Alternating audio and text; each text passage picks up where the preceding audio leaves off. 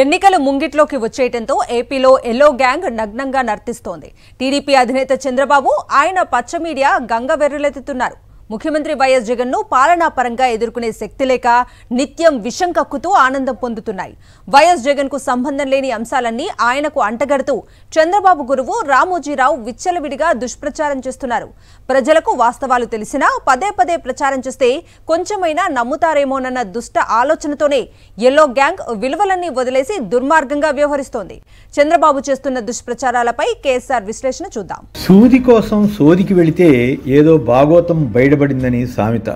ప్రస్తుతం ఏపీ ప్రతిపక్ష నేత చంద్రబాబు నాయుడు తీరు అలాగే ఉంది. ఆయన ముఖ్యమంత్రి వైఎస్ జగన్ పైన, వైఎస్ఆర్ కాంగ్రెస్ పైన తీవ్రమైన ఆరోపణలు చేయాలని తెగ ఉబ్బలాడి పడిపోతున్నారు. వాటిలో వాస్తవం ఉంటే అదొక పద్ధతి. కానీ ఎంతసేపు ఎదుటివారి వ్యక్తిత్వంపై తప్పుడు ఆరోపణలు చేయడం ద్వారా రాజకీయ లబ్ధి పొందాలన్నదే ఆయన లక్ష్యం. దానికి అనుగుణంగా ఈనాడు అధినేత రామోజీ బాకాలు ఊతుంటారు. ఏపీలో జగన్ ప్రభుత్వం అమలు చేస్తున్న సంక్షేమ అభివృద్ధి కార్యక్రమాల గురించి చర్చకు రాకూడదన్న ఉద్దేశంతో ఆ అంశాలను డైవర్ట్ చేయడం కోసం చంద్రబాబు, రామోజీరావులు కుట్ర పన్ని వ్యవహరిస్తున్నట్లుగా కనిపిస్తుంది.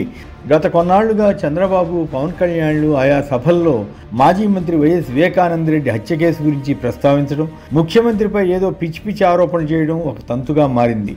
ఇప్పటికే సిబిఐ విచారణ చేసి కొందరిని అరెస్టు చేసి కోర్టు విచారణ దశకు కేసు వచ్చాక జగన్పై రాజకీయ విమర్శలు చేయడంలోనే దురుద్దేశం కనిపిస్తుంది.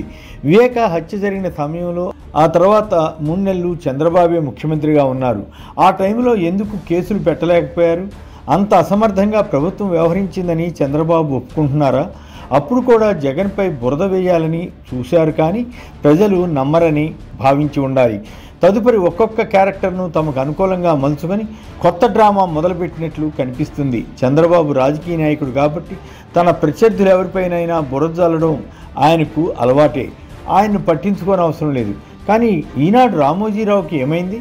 పత్రికల్లో వరుసగా ఒకే అంశాన్ని పదే పదే ఇవ్వడం జర్నలిజం ప్రమాణాలకు విరుద్ధమైన, జగన్పై కోపంతో ఆయన కూడా చంద్రబాబు పాడే పాత పాటను మహాప్రసాదంగా రోజు బ్యానర్ కథనాలుగా ఇచ్చుకుంటూ ఆత్మవంచన చేసుకుంటున్నారు.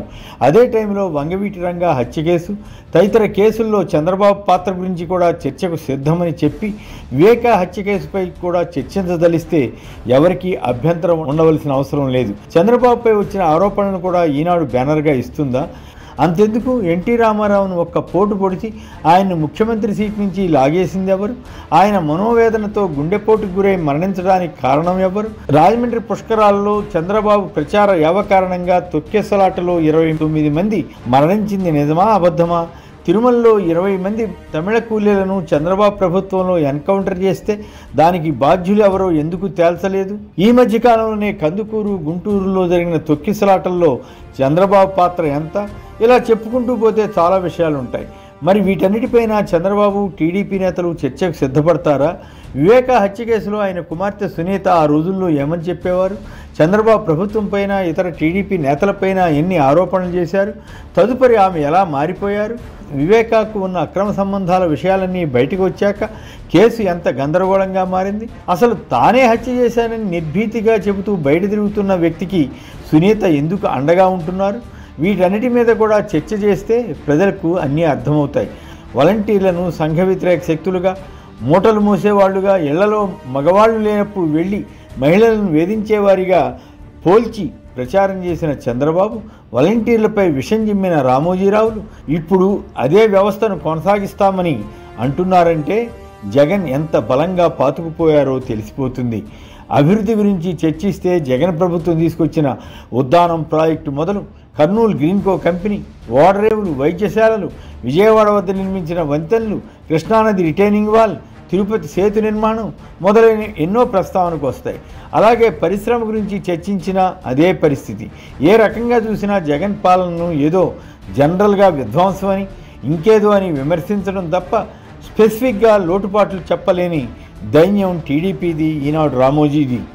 ఈ నేపథ్యంలోనే చంద్రబాబు రకరకాల పాత్రలను ప్రవేశపెట్టి జగన్ను బదనాం చేయాలని చూస్తున్నారు. అందులో భాగంగానే పవన్ కళ్యాణ్, షర్మిల, సునీత, ప్రశాంత్ కిషోర్ వంటి వారు తమకు ఇచ్చిన షెడ్యూల్ ప్రకారం పాత్రలు పోషించి వెళుతున్నారు. ఈనాడు, ఆంధ్రజ్యోతి వంటి టీడీపీ మీడియా సంస్థలు రోజు లక్షల పత్రికలను కరపత్రాలుగా మార్చి పంచుతున్నాయి, టీవీల్లో ఊదరగొడుతున్నాయి. అయినా అవేవి ఆనడం లేదు. జగన్ ప్రభుత్వానికి వ్యతిరేకంగా ప్రజాభిప్రాయాన్ని మార్చలేకపోతున్నామన్న భయం వీరికి పట్టుకుంది. అందుకే చంద్రబాబు పదే పదే వివేక హత్య కేసు గురించి మాట్లాడి తనకు ఇంకో సబ్జెక్టు లేదన్నట్లుగా వ్యవహరిస్తున్నారు. ప్రజలకు కావలసింది అవసరాలు తీర్చే ప్రభుత్వం కానీ ఇలా పిచ్చి ఆరోపణలతో కాలక్షేపం చేసే చంద్రబాబు వంటి నేతలు కాదు.